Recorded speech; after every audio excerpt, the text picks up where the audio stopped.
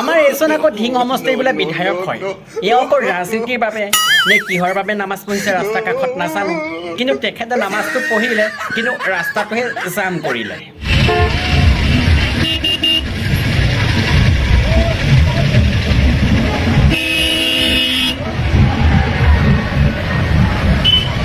মানে এখেতে যে ৰাস্তাত নামাজটো পঢ়িলে কিয় ওচৰত মছজিদ নাছিলে নেকি আজিকালিতো অলিয়ে গলিয়ে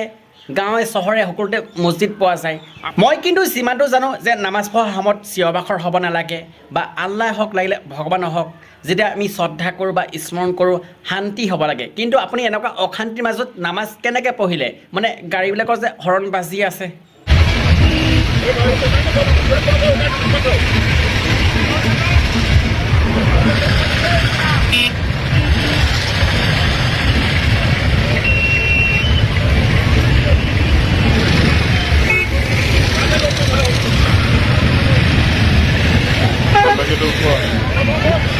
মই কিন্তু এটা কথা জানো যি নামাজী হয় প্ৰকৃততে নামাজীয়ে কেতিয়াও আনৰ বেয়া চিন্তা নকৰে আনৰ অশান্তিটো নিবিচাৰে কিন্তু আপুনি কি কৰিলে আপুনি যদি এজন নামাজী হয়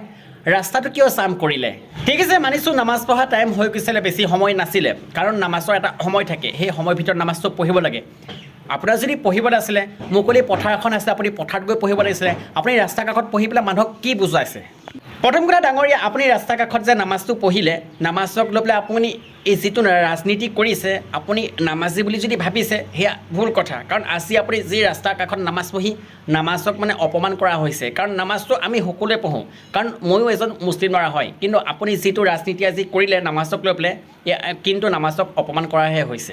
ব'লক আশা কৰোঁ যিসকলে নামাজ পঢ়ে বা নিজৰ ধৰ্মীয় কাম কৰে তেওঁলোকে এই ধৰ্মীয় কাম বা নামাজক যে